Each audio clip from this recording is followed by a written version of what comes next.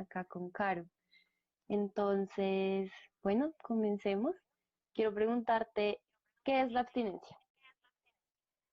Bueno, el síndrome de abstinencia son un conjunto de síntomas tanto físicos como psicológicos que aparecen después de que se retira el consumo o se detiene el consumo de una sustancia psicoactiva a la que la persona ya estaba habituada a su consumo, ¿no? Entonces, si por ejemplo una persona consume tabaco todos los días y deja de hacerlo, pues aparece el síndrome de abstinencia.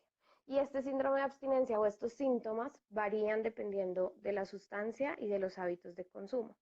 Entonces, hay síndromes de abstinencia que son mucho más complicados de manejar y que son, digamos, generan mucho más sufrimiento, como el síndrome de abstinencia al alcohol o a la heroína. Y hay otros que no son tan complicados, eh, como por ejemplo el de la marihuana o el del tabaco, pero digamos que una de las características es que por lo general siempre llevan nuevamente a la persona a consumir. ¿Con qué fin? Pues con el fin de evitar estos síntomas que son molestos. El síndrome de abstinencia pueden ser síntomas que van desde irritabilidad, ansiedad, sudoración, hasta cambios en la frecuencia cardíaca, eh, cambios en el ritmo de la respiración, dependiendo de la sustancia de la que estemos hablando. Ok, ok. Bueno, ¿por qué la gente podría estar sufriendo de abstinencia en esta Perdóname, Ari, cuarentena?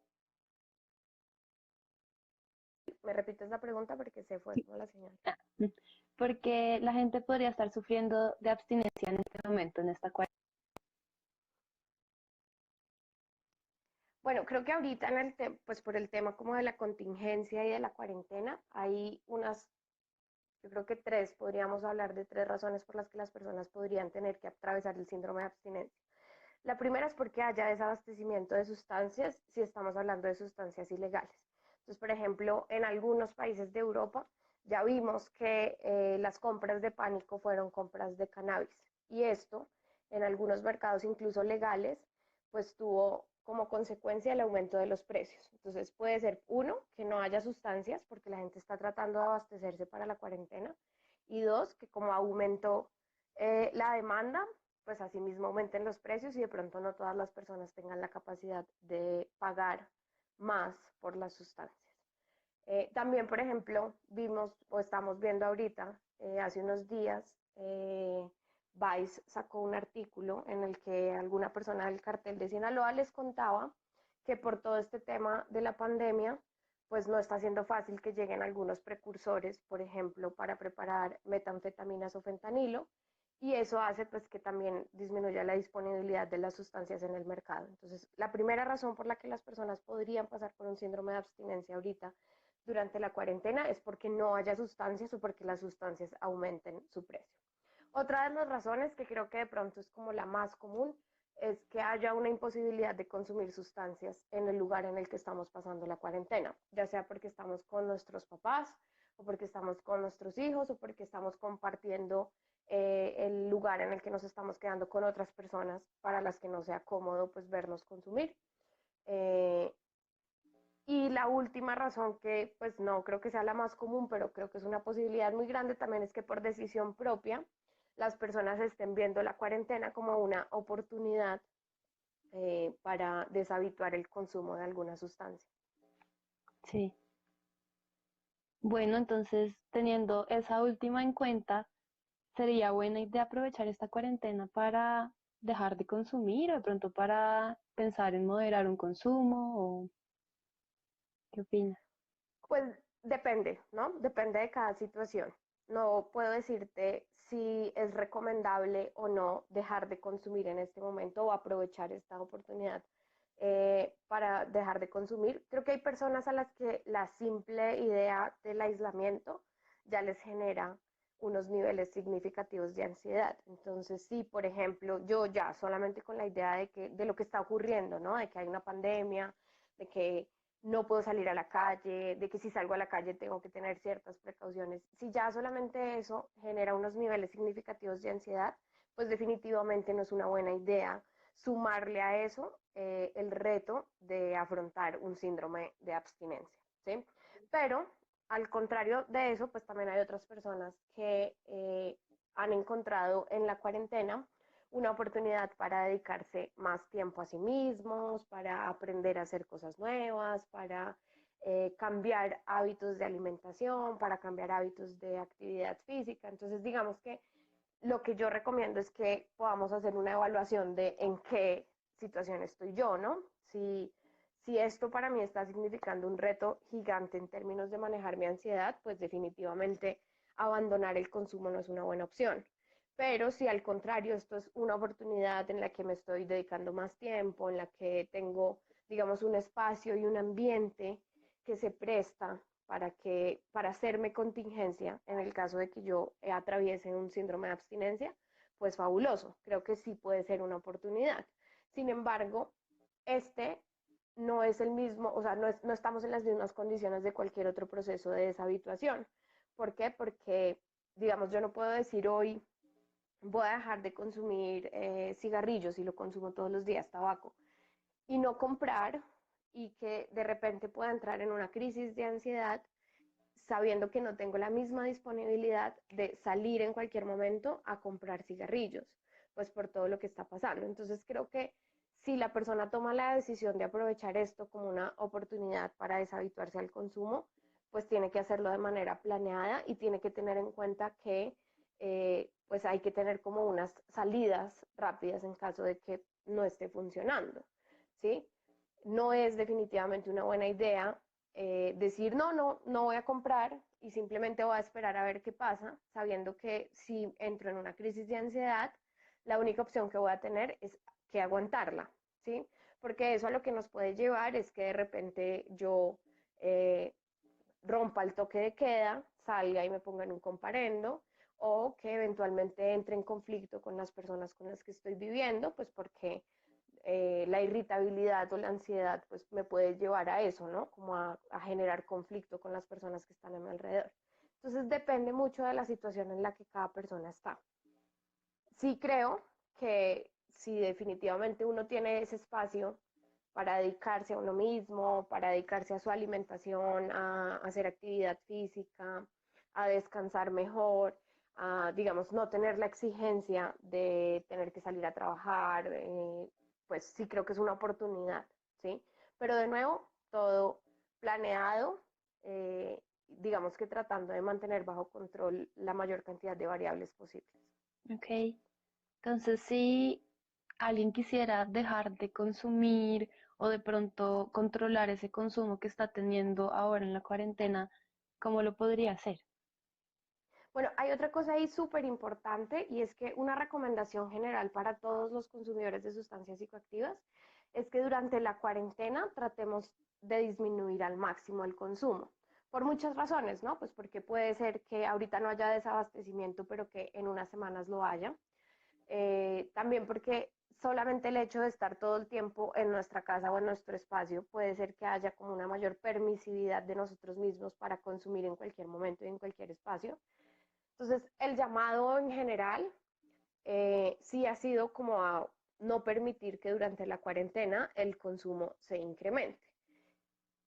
Ahora, para no permitir que el consumo se incremente o para disminuir el consumo o para eliminar el consumo, digamos que pues hay unas recomendaciones generales. Lo primero es que uno tiene que rastrear qué tipo de consumo tiene, ¿no? ¿Cuáles son los hábitos de consumo que uno tiene? ¿Qué consumo? ¿Cada cuánto lo consumo? ¿Y cuánto consumo? ¿Sí? Entonces, una vez yo tengo identificado eso, puedo establecer una meta de consumo, cuánto quisiera consumir, ¿sí? Quisiera consumir la mitad o quisiera definitivamente dejar de consumir todo. Y una cosa que nosotros siempre recomendamos es que esas metas que uno se establece de consumo pues tienen que ser metas realistas. Porque si yo, digamos, consumo 10 cigarrillos en un día y hoy me pongo la meta de mañana consumir 0 cigarrillos, pues es probable que mi meta sea un poco irreal y que a las 10, 11 de la noche, cuando yo no logre cumplir la meta y vuelva a fumar, pues mi frustración sea mayor. Entonces, lo que decimos siempre es hay que ponerse metas reales, ¿no? Y digamos que una meta más o menos real puede ser disminuir a la mitad del consumo o a 2/3 del consumo, ¿no? Entonces, si yo normalmente me fumo 10 cigarrillos, pues la primera meta que me voy a poner es fumar 5 cigarrillos o 7 cigarrillos, ¿sí? Ahora, esto estamos hablando de sustancias que normalmente pudiéramos consumir habitualmente, ¿no? Como tabaco o marihuana, ¿sí? Digamos que si entráramos a hablar de otras sustancias de mayor impacto como heroína o como cocaína, pues las recomendaciones son diferentes. Pero voy a centrarme en estas, que son como las que comúnmente podría incrementarse el consumo durante la cuarentena. Entonces, eso, primero rastreo cuál es mi consumo, qué tanto consumo, en qué momentos consumo y cuál es la meta que tengo de consumo. Otra cosa que es súper importante es que por lo general las personas desarrollan unos rituales alrededor del consumo. Voy a centrarme en el cigarrillo porque es como la idea que tengo principal ahí como disponible, o con la marihuana. Por lo general las personas tienen unos rituales de yo almuerzo y me fumo un cigarrillo, o en las noches siempre salgo a el parque a fumar o salgo a la terraza a fumar. Entonces es importante también poder rastrear cuáles son esos rituales que desarrollamos alrededor del consumo. ¿Para qué? Para empezar a desmontarlos. Porque eso es un condicionamiento, pues en psicología lo vemos como un condicionamiento clásico, ¿no? Entonces, hago algo, esto tiene una consecuencia y si esa consecuencia es positiva para mí, pues la probabilidad de que esa conducta se vuelva a repetir aumenta. Entonces, si yo todos los días salgo al parque a fumar y resulta que en el parque me encuentro con mis amigos y fumo, entonces tengo dos refuerzos, ¿no? Que me encuentro con mis amigos y que estoy recibiendo la estimulación a nivel de dopamina en mi cerebro. Entonces lo que tengo que hacer es rastrear cuáles son esos rituales que tengo y desmontarlos y decir, ok, listo, yo no voy a dejar de fumar, pero sí voy a dejar de ir al parque cuando vaya a fumar. Si yo fumo siempre después del almuerzo, pues voy a tratar que el primer cigarrillo que voy a eliminar de mi día es ese que me fumo después del almuerzo. ¿Sí? Entonces, tratar de desmontar esos rituales, ya digamos que al romper ese condicionamiento podemos eliminar la mayor parte de los consumos. Ahora, no es así de sencillo, ¿no? Porque si no, pues dejar de consumir cualquier sustancia psicoactiva sería muy fácil. Eso tiene que ir sumado a otras estrategias de manejo de ansiedad, ¿sí? Entonces, digamos, nosotros hace poco en Deliberar publicamos un artículo, una entrada del blog sobre qué estrategias podemos utilizar para manejar la ansiedad. Y hay unas generales, hay 1.000.000, pero hay unas generales de las que siempre digamos que echamos mano. Una es hacer ejercicio, actividad física, mínimo 7 minutos de actividad aeróbica en el día, que también se pueden distribuir a 3 veces en la semana, 30 minutos por día. ¿Mm? Otro es tener unos buenos hábitos de sueño. Entonces, nosotros lo llamamos higiene del sueño, ¿no? Y es cuando me voy a acostar a dormir, cómo está preparado el ambiente para acostarme a dormir. Entonces, si tengo el televisor prendido, el celular disponible, si además de eso me tomo un café antes de acostarme a dormir, pues es probable que mi ansiedad se incremente. Entonces, la recomendación ahí es, ok, preparar un buen ambiente para la hora de irse a dormir, no tomar nada ni consumir alimentos una hora antes de ir a dormir, no consumir sustancias estimulantes cerca de la hora del sueño, apagar todas las luces, controlar temperatura, iluminación, ruido. Listo, esa es otra de las estrategias. Otra también estrategia que es súper importante y que a veces pues suena muy boba, pero la pasamos por alto, es tomar al menos 20 minutos de sol al día. Y no es que necesariamente tengamos que salir a la calle o al parque, sino simplemente en el día abrir las ventanas y tratar de ponernos a la luz del día. No tiene que ser necesariamente el sol, sino simplemente a la luz del día. Eh, en cualquier momento, por lo menos unos 20 minutos. ¿Listo? Tengo acá un papelito precisamente con esa entrada. Perfecto. Otra estrategia súper buena es realizar ejercicios de respiración diafragmática. ¿Eso a qué nos ayuda? Pues a tener mejor oxigenado el cuerpo y eso disminuye, digamos, los niveles de ansiedad. La respiración diafragmática es la que hacemos con el diafragma, es decir, con esta parte del cuerpo. En YouTube hay 1.000.000 de videos sobre cómo aprender a hacer respiración diafragmática. De hecho, en esta entrada del blog de la que les estoy hablando, tenemos al final algunos ejemplos de estos ejercicios de respiración diafragmática. La idea es que uno pueda realizar mínimo 5 minutos de respiración diafragmática en el día o que pueda mezclar la técnica de respiración diafragmática con otras técnicas de manejo de ansiedad. Por ejemplo, una que trabajamos mucho en temas de consumo de sustancias psicoactivas es el mindfulness.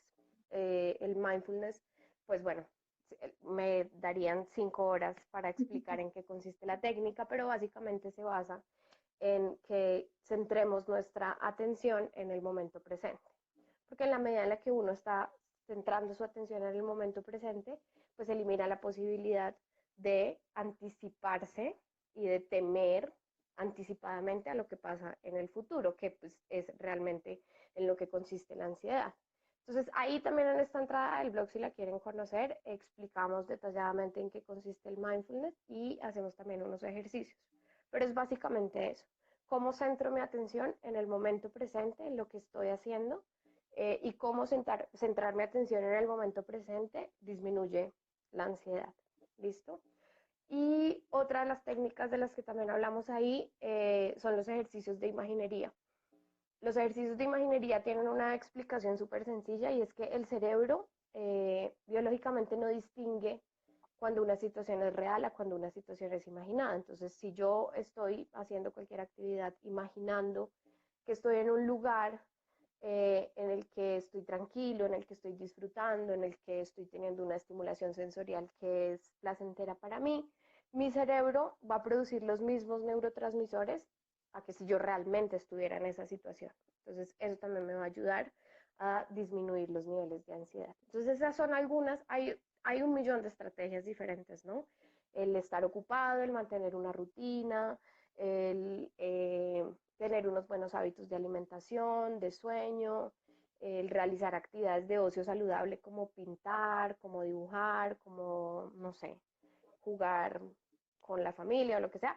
Hay muchas estrategias, pero digamos que en estas, en la imaginería, en el mindfulness, en la respiración diafragmática, en la toma del sol, el ejercicio físico, es las que nosotros creemos que son como más potentes para manejar un síndrome de abstinencia y que además cualquiera de estas se puede hacer en la casa. Entonces son estrategias muy útiles si de repente tenemos que atravesar el síndrome de abstinencia durante la cuarentena.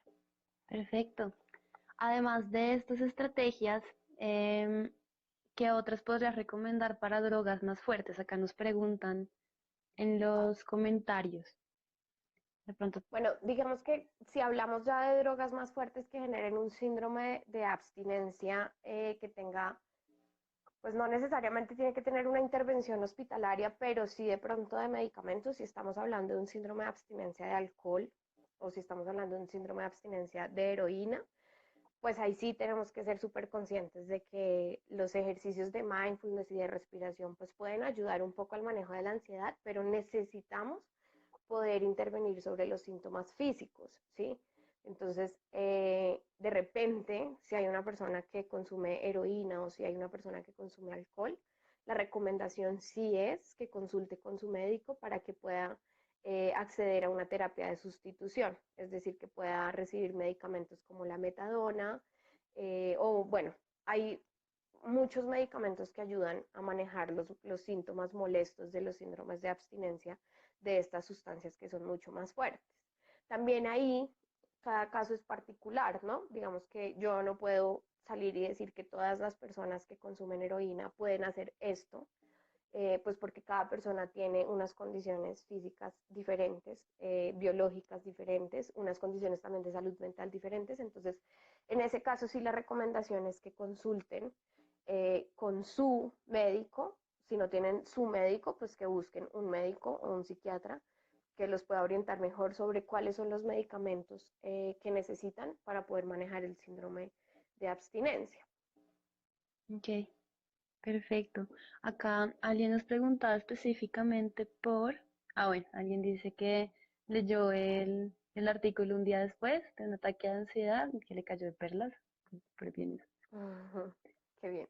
Alguien nos pregunta, ¿crees que la marihuana nos puede poner irritables? Me imagino que frente a su abstinencia. Ok, sí, hay un tema con la marihuana y es que digamos que nos movemos entre los extremos, ¿no? Entre el extremo de las personas que piensan que la marihuana es súper mala y que más o menos los adolescentes después de que se fuman un porro de marihuana están a 2 días de estar en una situación de habitabilidad de calle, al otro extremo, a las personas que creen que la marihuana es una sustancia inocua, que es natural, que no tiene ninguna consecuencia negativa. Y la realidad es que no es ni de blancos ni de negros, ¿no? Hay evidencia científica de que la marihuana sí genera síndrome de abstinencia. Lo que pasa con el síndrome de abstinencia de la marihuana es que los síntomas no son muy acusados. O sea, si yo soy consumidor dependiente de alcohol o de heroína y consumo todos los días y un día no consumo, los síntomas del síndrome de abstinencia van a aparecer de inmediato y van a ser fuertes, ¿sí? O sea, yo inmediatamente voy a empezar a tener vómitos, dolores de estómago, dolores de huesos, cambios en mi temperatura corporal. Lo que pasa con la marihuana es que la marihuana tiene una vida en la sangre de casi 30, entre 30 y 90 días. Entonces, eso hace que la eliminación de la sustancia se haga de a pocos. El síndrome de abstinencia se da porque el cuerpo está desintoxicándose de la sustancia, ¿sí? Entonces, como la marihuana se demora tanto tiempo en salir del cuerpo, pues los síntomas que aparecen no son muy acusados. Digamos que si yo fumo marihuana una vez al mes, pues no voy a tener síndrome de abstinencia porque mi cuerpo no va a sentir mucho cuál es la diferencia entre estar sin la sustancia y estarla eliminando. Pero si, por ejemplo, yo fumo marihuana todos los días, desde hace, no sé, 4 o 5 meses, y de repente dejo de consumir, pues lo más probable es que los síntomas del síndrome de abstinencia se confundan con el estrés, con el mal genio, con la irritabilidad y asimismo esos síntomas se van a convertir en una excusa para volver a consumir, ¿sí? Entonces voy a decir algo como hoy estuve súper estresado en el trabajo o en la universidad y voy a fumarme un poquito, un porro para relajarme, ¿sí? Entonces, los síntomas del síndrome de abstinencia pasan desapercibidos, pero realmente sí existen. Los más comunes son cambios en los hábitos de alimentación, porque cuando uno se habitúa a la marihuana, es muy común que los hábitos de alimentación cambien, que las personas tiendan a comer más después de consumir. Otro de los síntomas es que cambien mis hábitos de sueño y no hay uno o lo otro. Hay personas que sufren de insomnio y hay personas que sufren de somnolencia. Entonces, puede ser que yo dejo de consumir y de repente ya no me es tan fácil conciliar el sueño o puede ser que esté todo el día cansada, ¿sí? Y eso, pues si tú lo miras, son síntomas que se pueden confundir con cualquier cosa, ¿no? Con que estoy cansado, con que estoy estresado, con que, no sé, tuve una discusión con mi familia y por eso estoy irritable, ¿sí? Pero realmente sí, dejar de consumir marihuana sí genera un síndrome de abstinencia y el síndrome de abstinencia es básicamente eso, irritabilidad, ansiedad, cambios en los hábitos de sueño, cambios en los hábitos de alimentación. Personas que tienen unos síndromes de abstinencia un poco más complicados pueden tener sudoración, temblor, eh, dolores de estómago, aunque no es muy frecuente, y ya. Ok. Aquí nos preguntan que a alguien le formulan clozapina para dormir. Em, espera. Pero ya no quiere tomar ese medicamento. ¿Existe algo que se le parezca, pero natural? Algo natural para reemplazarlo. Em, sí, sí. Ok, bueno, ahí de nuevo, eh, no sé si los decepciona mi respuesta, pero depende de cada situación, ¿no? Creo que es complicado salir y decir, sí, no, lo mejor es que no tomen medicamentos psiquiátricos o medicamentos de control y vayan a tomar X o Y sustancia o, no sé, algo natural. Yo sí creo que evidentemente hay muchas cosas naturales que funcionan para muchas cosas, entre esas para poder dormir. Creo que lo primero para poder manejar un tema de insomnio es tener buenos hábitos a la hora de dormir. Y es que a veces es mucho más fácil para nosotros decir, no, no puedo dormir, entonces prefiero que me den un medicamento, yo me tomo el medicamento y así puedo dormir. Pero de repente no estoy controlando que duermo con el celular al lado, que antes de acostarme a dormir duro, no sé, media hora o 15 minutos en redes sociales y eso ya es una estimulación suficiente para mi cerebro, o que de repente hay personas a las que les hace mal hacer ejercicio o actividad física en la noche porque se activan mucho y después bajar los niveles de activación fisiológica es complicado. Entonces, lo primero yo creo que es uno poder rastrear cuáles son los hábitos y poder hacer una higiene del sueño. Decir, ok, todos los días me voy a acostar a esta hora y todos los días además también me voy a levantar a esta hora, porque también algo que pasa muy comúnmente es que la gente dice, no, pues es que no puedo dormir en la noche, pero me levanto a las 11 o 10:30 de la mañana. Entonces, pues claro, el cuerpo ya ha dormido el tiempo suficiente, no va a necesitar acostarse a dormir tan temprano. Entonces ahí la recomendación es establecer también unos horarios eh, de sueño y decir, ok, a las 8 de la mañana me levanto, cosa que puedo estar acostándome a las 12 de la noche, o si por ejemplo me tengo que levantar a las 5 de la mañana, pues entonces a las 10 de la noche es la hora en la que yo tengo que estar entre mi cama cómodo, con todas las luces apagadas, sin ningún aparato electrónico que me pueda estar distrayendo. Ahora, obviamente hay problemas de insomnio que van mucho más allá de eso, ¿no? Y hay personas que pueden tener una súper buena higiene del sueño y aún así no poder dormir.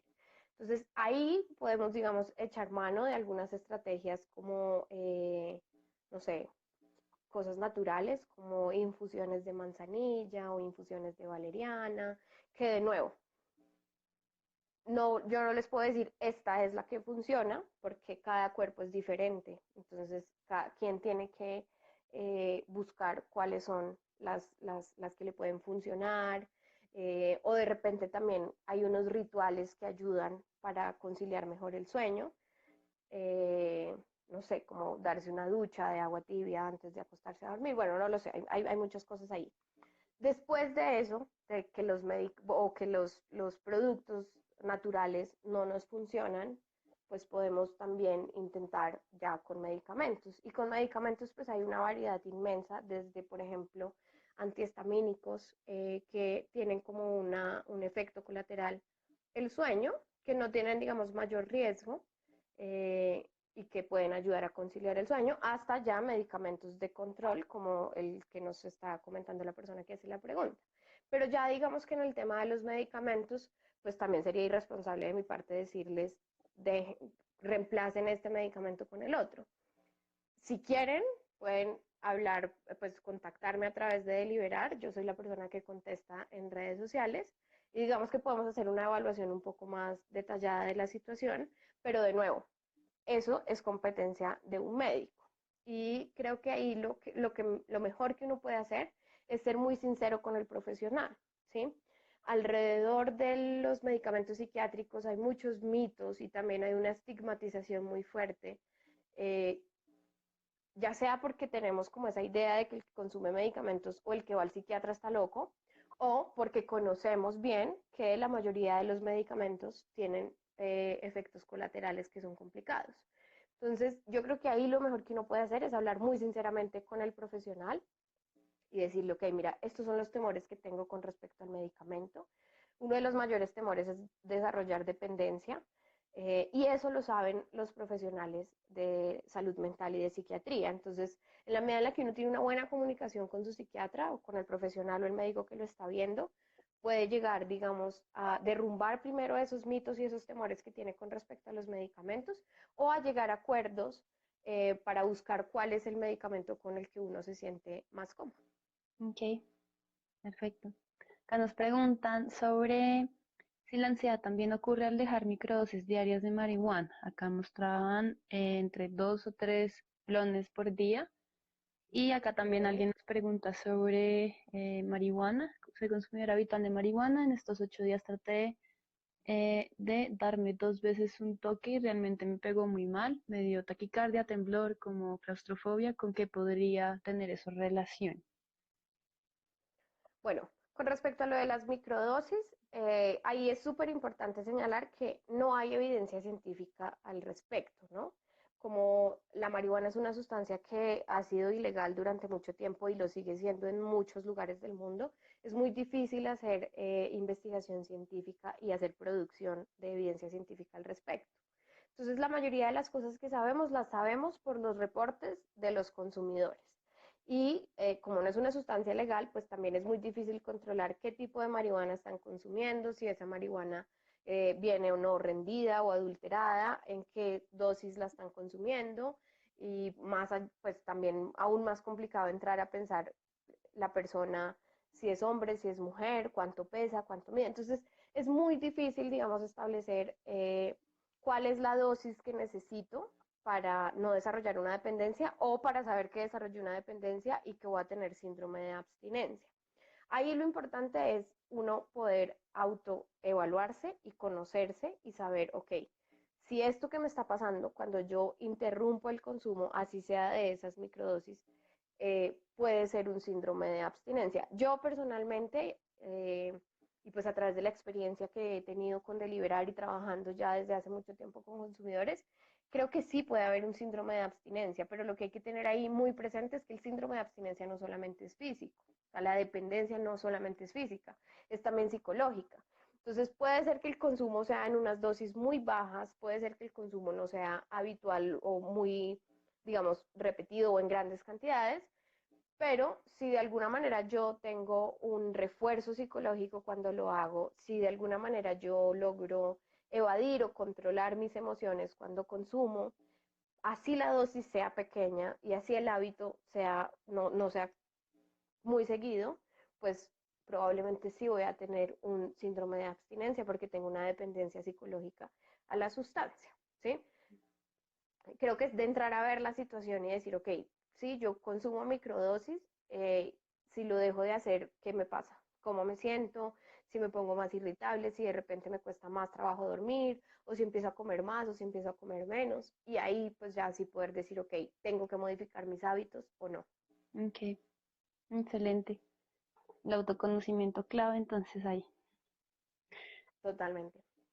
Aquí quiero preguntarte si, digamos, yo convivo con alguien que está pasando por una abstinencia, ¿qué puedo hacer por ella? En ese momento que, digamos, yo puedo notablemente saber que está atravesando por una abstinencia o que me lo comunico. Ok, ¿cómo puedo ayudarle a alguien que está atravesando por el síndrome de abstinencia? Pues lo primero es informándome. Creo que el tema del consumo de sustancias psicoactivas está atravesado por la estigmatización. O sea, ya de entrada a mí, por ejemplo, la palabra síndrome de abstinencia me parece súper agresivo, ¿no? Y uno se imagina, cuando uno le dice, no, ¿cómo puedo ayudar a alguien que está pasando por un síndrome de abstinencia? Uno se imagina una casa en la que hay una persona tirada en una esquina retorciéndose del dolor, ¿no? Y probablemente no sea así, ¿no? Entonces lo primero es informarse, ¿no? Entonces, si yo vivo con alguien que consume sustancias psicoactivas y creo que esa persona puede estar atravesando por el síndrome de abstinencia, lo primero que tengo que hacer es averiguar qué es lo que esa persona consume, cuáles son los efectos que tiene esa sustancia y cuáles son los efectos del síndrome de abstinencia de esa sustancia. Ya teniendo esa información, yo sí voy a poder decir, ok, ahora lo que necesito es dotarme de herramientas para ayudarle a que su síndrome de abstinencia sea soportable, ¿sí? Y digamos que ahorita, pues este tema de la cuarentena es algo de lo que no hay nada escrito, ¿no? Entonces yo creo personalmente que lo principal es un tema de convivencia, ¿sí? Como este tema del consumo está atravesado por la estigmatización, lo que puede pasar es que lo primero que salga, cuando uno diga abstinencia o lo que sea el prejuicio, ¿no? De usted no debería estar haciendo eso es malo para usted, eso es malo para su salud. Pero ahora, si pensamos que estamos en un tema de cuarentena, que vamos a estar encerrados durante mucho tiempo, pues yo creo que ahí lo que prima es la convivencia, ¿sí? Y para poder tener una sana convivencia, pues lo que hay que hacer es tratar de llegar a unos acuerdos que pueden involucrar ayudarle a esta persona en su periodo de abstinencia o incluso también ayudarle a esta persona a que pueda abastecerse de las sustancias que necesita durante el periodo que vamos a estar en cuarentena. Y creo que eso suena súper complicado, pero realmente la situación es tan, no sé, tan, o sea, no nos la imaginábamos, no estábamos preparados, que nos toca también empezar a hacer cosas que jamás nos habíamos imaginado, ¿no? Y yo sí creo que entre la opción de, no sé, tener a mi hijo en la casa atravesando un síndrome de abstinencia eh, que le genera irritabilidad, malestar, insomnio, no sé, incluso vómito, lo que sea, y sentarme a recriminarlo y decirle que eso que está haciendo está mal o ayudarlo, creo que lo mejor es poderlo ayudar. Entonces, lo primero es eso, informarnos y saber qué estrategias podemos utilizar para ayudarle a esa persona o a abastecerse en sus sustancias o a atravesar el síndrome de abstinencia. Y digamos que ese ayudarle a atravesar el síndrome de abstinencia tampoco es sentarnos a decirle, tranquilo, no pasa nada, esto va a pasar, ¿no? Sino qué estrategias le pueden ayudar a él a manejar esos síntomas que está teniendo. ¿Okay? Si eventualmente necesita comer algo de sal o si por el contrario necesita comer algo de dulce, si necesita darse una ducha fría o si necesita darse una ducha caliente, si necesita que lo dejemos dormir por tanto tiempo, o si necesita que nos acostemos a dormir con él para asegurarnos de que está bien, o en fin, ¿sí? Pero todo eso depende de la sustancia que consuma la persona y de si la abstinencia, o sea, si está atravesando un síndrome de abstinencia porque definitivamente no va a poder consumir la sustancia, o si lo que necesita es que consigamos la sustancia y se la podamos dar o dejar que vaya y la consiga. Ok, ¿Ok? ok. Y si es el caso opuesto, digamos, yo soy consumidora y quiero comunicarle a mi entorno con quien estoy acá en la cuarentena que estoy consumiendo, que estoy pasando por un síndrome de abstinencia, ¿cómo crees que debería comunicarlo? ¿Cómo puedo llegar a ellos y sí, hablar? Bueno, de nuevo, creo que la contingencia no hace que tengamos como nada muy preparado para eso, ¿no? Sí. Entonces, lo primero que yo haría es evaluar si realmente este es el momento ideal para comunicarle a la familia algo como esto. Pues porque finalmente, por lo general, las personas tienen los consumos escondidos, ¿sí? Y en esta situación, tener que estar encerrados en un lugar durante tanto tiempo con las mismas personas, de nuevo, lo que yo creo es que debe primar la convivencia, ¿sí? Entonces, si yo creo que yo puedo hacerme cargo de mi propio síndrome de abstinencia sin necesitar ayuda de otras personas, creo que lo que tengo que hacer es evaluar realmente qué tan necesario es comunicarle a otras personas que voy a atravesar por el síndrome de abstinencia. Y si sí, si es necesario contarles, pues de nuevo, creo que uno tiene que tratar de ser muy asertivo en su comunicación y cuando uno va a transmitir este tipo de información, depende mucho también de la actitud que uno tiene, ¿no? Entonces, si yo le voy a contar a mis papás un problema, pero mi actitud cuando se las voy a contar es una actitud de que esto es el fin del mundo, pues lo que ellos van a entender es que esto es el fin del mundo, ¿sí? Y se van a preocupar un montón. Pero si al contrario, cuando yo les voy a comentar una situación por la que estoy atravesando, pero además voy preparado con unas posibilidades, unas posibles soluciones, pues creo que el mensaje se recibe de una manera diferente. Entonces creo que sí, definitivamente la opción es que yo le tengo que contar a las personas que están compartiendo conmigo la cuarentena que voy a atravesar por un síndrome de abstinencia, lo que tengo que hacer es tratar de ser asertivo, ser muy claro y ofrecer algunas soluciones al respecto. No simplemente llevar el problema y decir, tengo este problema y solucionenmelo, sino tengo este problema y tengo estas soluciones y necesito que ustedes me apoyen en estas soluciones. Y la forma en la que ustedes me pueden ayudar es haciendo esto, esto, esto y lo otro, ¿sí? Digamos que, pues si es una situación que es desconocida para nosotros, que somos consumidores de sustancias psicoactivas, pues es mucho más desconocida para la familia que se está enterando que uno va a atravesar por un síndrome de abstinencia. Entonces creo que es eso, poder ser muy claro, ser muy asertivo, tratar de no enredarse en las conversaciones morales sobre si esto está bien o está mal y centrarnos en que es una realidad que existe y que no va a desaparecer porque estemos en la cuarentena, ¿sí? Entonces, que lo que podemos hacer ahorita es centrarnos en las soluciones y ofrecer unas soluciones al respecto. Excelente. Gracias, Caro. Acá voy a ver una, em, creo que eran unas preguntas que nos hacían. Am, espera que se me perdió un poquito acá. ¿Cuáles son los efectos secundarios de un consumo diario de marihuana? Si los hay. Y también a qué se debe la disminución de peso por el consumo de cannabis. Okay. ¿Cuáles son los efectos secundarios de un consumo habitual de marihuana?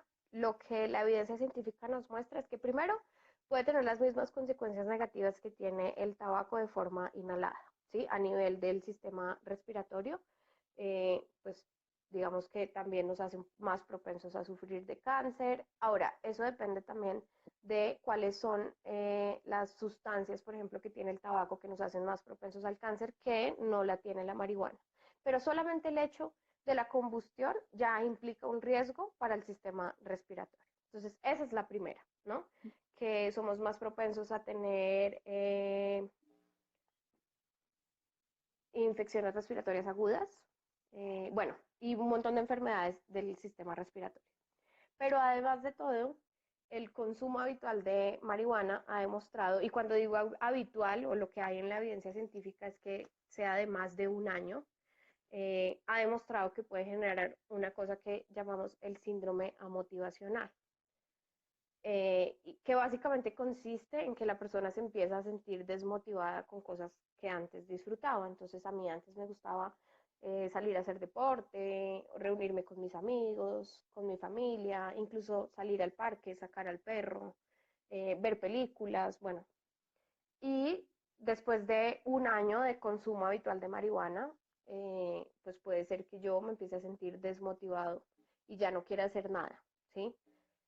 Digamos que los síntomas se parecen un poco, en términos de la activación, se parecen un poco a los de la depresión, pero las personas no se sienten tristes, ¿sí? Simplemente sienten que nada les importa, ¿sí? Entonces como que, pues sí, la universidad, pero no me causa, digamos, el mismo interés que me causaba antes, o salir a verme con mis amigos, que incluso también es una actividad de ocio, antes me causaba mucha emoción y ahora pues ya me da igual y prefiero quedarme acá en mi casa acostado todo el día.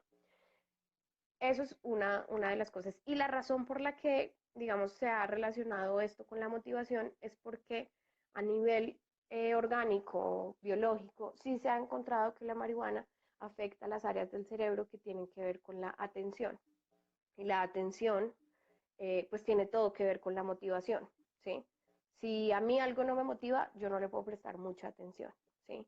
Si yo no tengo la capacidad física y biológica de prestarle mucha atención a algo, pues me voy a sentir también desmotivada, ¿sí? Entonces, digamos que la evidencia científica lo que nos ha mostrado hasta el momento con la marihuana es que tiene esas consecuencias a nivel cognitivo, a nivel de atención y de memoria. Con memoria también tiene mucho que ver con la motivación, ¿no? Y es con la motivación y con el aprendizaje. Y es que si a mí algo no me motiva, si a mí las matemáticas no me gustan, pues es probable que yo, después de 3 años de salir del colegio, pues no me acuerde de muchas cosas de las que me enseñaron en matemáticas. Entonces, eso es lo que ha demostrado que puede causar el consumo habitual de marihuana, problemas de memoria, de atención y de motivación. Y Ok. la otra pregunta, que era, ¿cuál era la otra pregunta? No me acuerdo. Eh, a ver, que se debe la disminución de peso por el consumo de cannabis. Ok, eso no es algo que ocurra, que le ocurra a todas las personas, ¿sí? Yo creo que tiene que ver con el hecho de que se modifican algunos hábitos, entre esos los hábitos de alimentación. Pero digamos que hasta el momento no hay un estudio concluyente que nos diga que las personas que consumen marihuana tienen cambios en su peso corporal. Hay personas que dicen, no, pues que la marihuana engorda porque, o te hace subir de peso, porque pues cada vez que uno fuma marihuana se le abre el apetito y por lo general uno tiene episodios de atracones después de consumir, pero realmente tampoco hay evidencia científica lo suficientemente grande como para decir que las personas se engordan por fumar marihuana.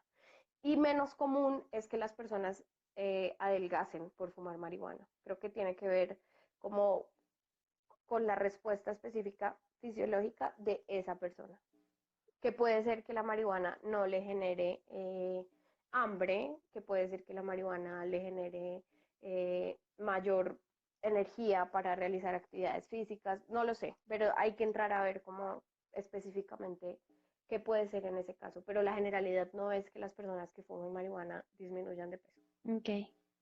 Acá alguien te pide un consejo. Dice, hola, soy consumidor habitual de marihuana. En estos 8 días traté de darme 2 veces un toque y realmente me pegó muy mal. Me dio taquicardia, temblor, claustrofobia. Y bueno, eso ya lo había leído. Pero lo que está preguntando es que quisiera utilizarla para irse a descansar, pero tiene miedo de volver a consumirla y vivir lo mismo. Entonces está pidiendo consejos frente a qué hacer ahí.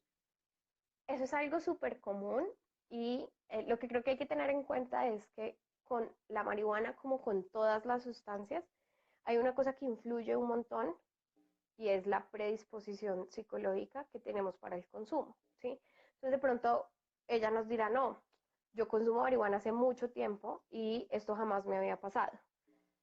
Mi respuesta podría ser, ok, este tema de la pandemia jamás había sucedido, ¿no? Entonces muchas personas, solamente por el hecho de que sabemos que afuera está ocurriendo algo, puede ser que tengamos una mayor disposición a estar ansiosos, ¿sí?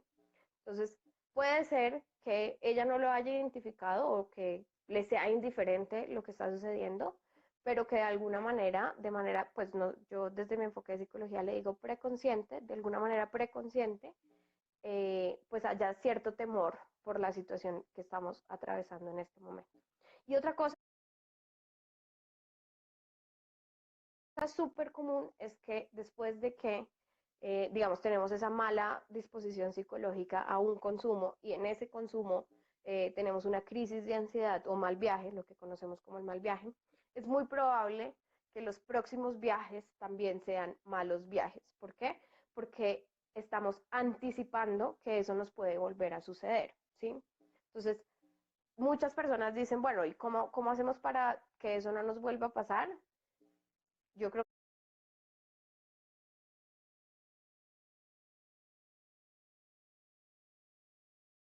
que la única forma es exponiéndose de nuevo al estímulo que nos generó la ansiedad.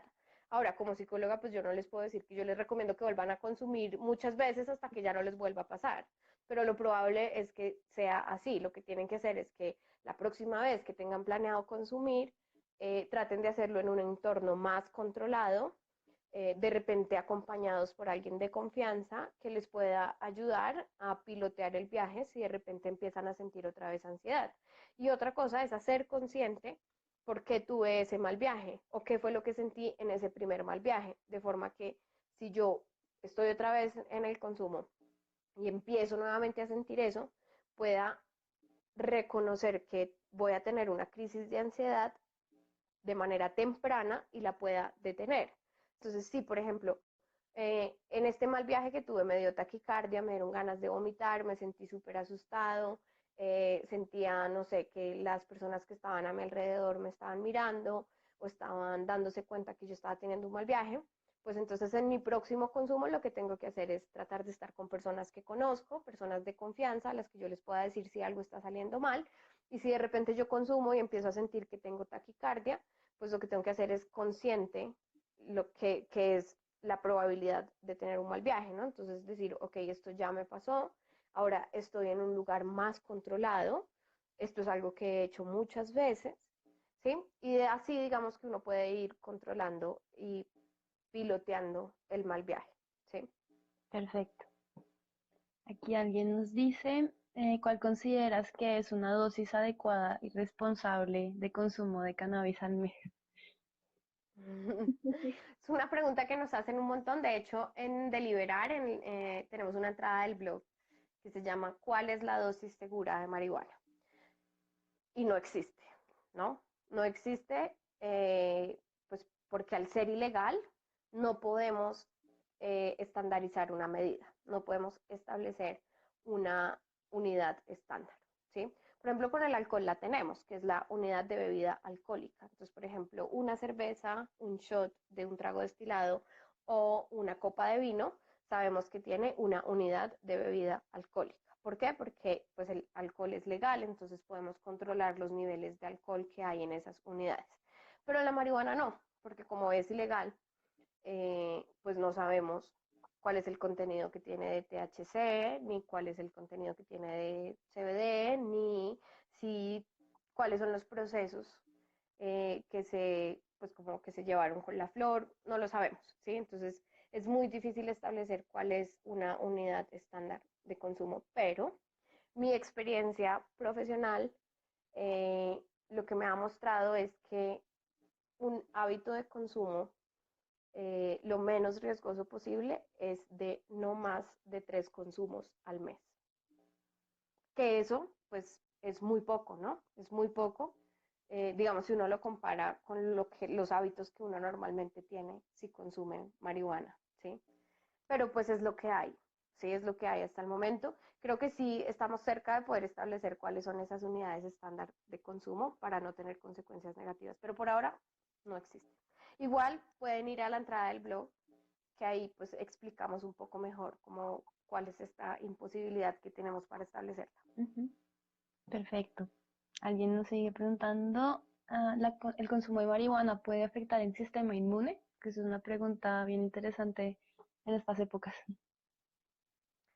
Pues hasta el momento no hay evidencia científica de eso, como por ejemplo si lo hay con otras sustancias como el MDMA, el éxtasis. De la marihuana no.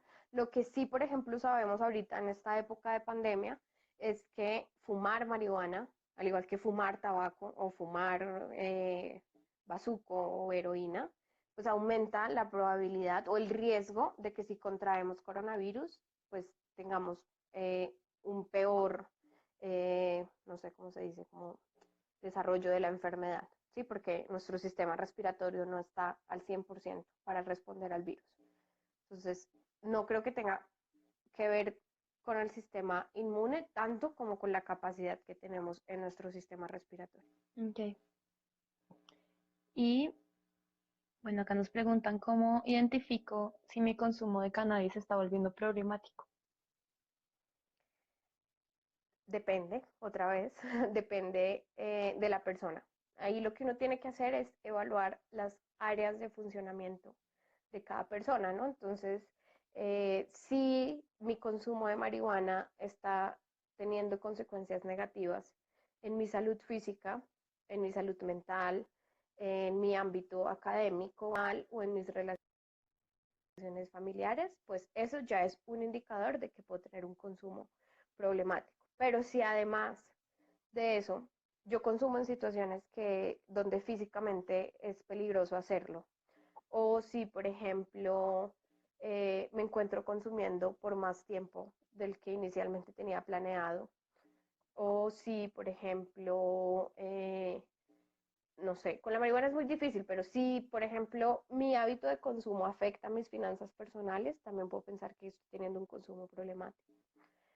Si además de eso he intentado dejar o reducir o controlar mi consumo y no lo he logrado, pues también puede ser que esté teniendo un consumo problemático. Hay muchos ítems, ¿sí? Uno, no es suficiente. Dos, no son suficientes. Tres, son indicativos de que puede haber un consumo problemático. Y digamos que todos pueden ser indicativos de que hay una dependencia, ¿no? Pero pues depende de la situación. No es una fórmula única para todas las personas. Por ejemplo, uno de los criterios es que tenga problemas legales por el consumo, ¿no? Entonces, uno a veces en las evaluaciones pregunta que si ha tenido multas o comparendos y pues uno puede decir no, ¿sí? Pero resulta que sí, no, igual a uno la policía sí lo cogió, pero al final no le pusieron la multa, pues ese ítem no es válido para saber si tengo o no problemas, ¿sí?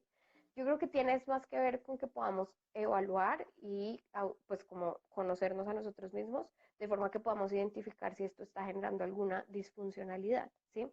Si fumar marihuana o si consumir marihuana está ocupando un lugar muy importante en mi vida, tanto que yo renuncio a otras cosas que también son importantes, o me han dejado de importar otras cosas que antes eran importantes, pues creo que hay que evaluarlo, ¿sí? Total. Algunas personas nos siguen preguntando sobre la ansiedad en estas épocas. De hecho, ya lo hablamos anteriormente en este lead, pero Deliberar sacó unas publicaciones hace poco sobre el manejo de la ansiedad en estos momentos y ahí están esos tips que Caro estaba diciendo ahorita. Entonces se lo pueden encontrar en @deliberar. eh, ORG, @deliberar ORG. Ujú. Ahí los pueden encontrar. Y obviamente acá en nuestra página de salud mental estamos todo el tiempo compartiendo tips para manejar la ansiedad en general. Entonces también acá lo pueden encontrar. No sé si tienen alguna otra pregunta o Caro, si tú quieres profundizar en algún tema, de pronto que no hubiéramos tocado.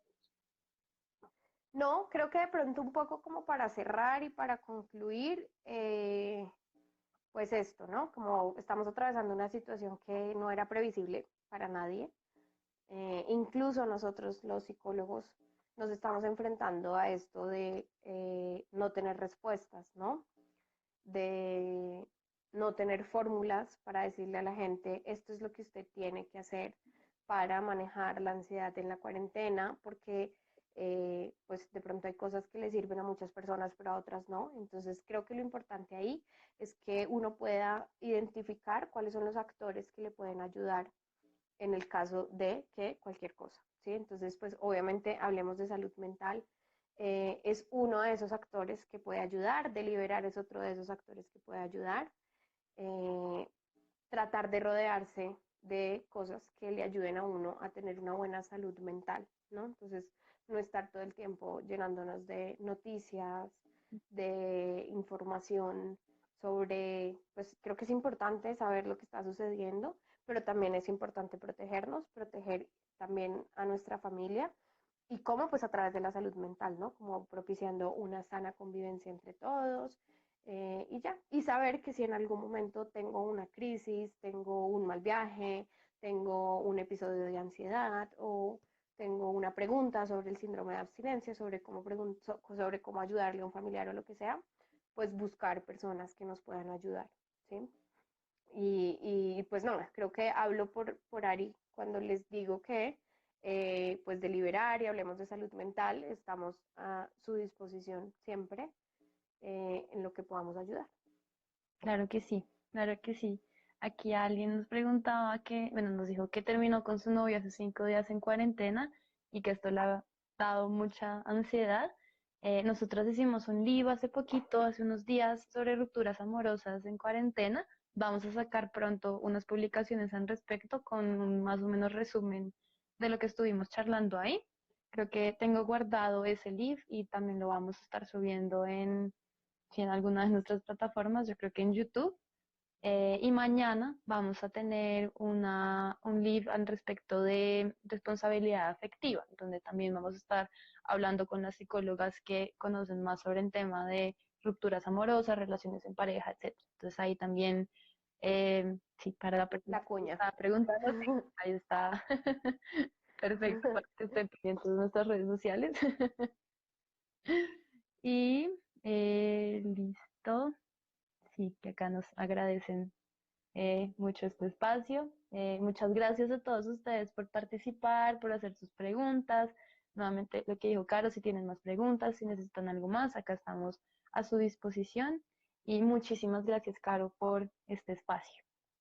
No, a ti, Ari, por crear el espacio y por la invitación. Listo. Bueno, adiós. Y gracias a todos por estar.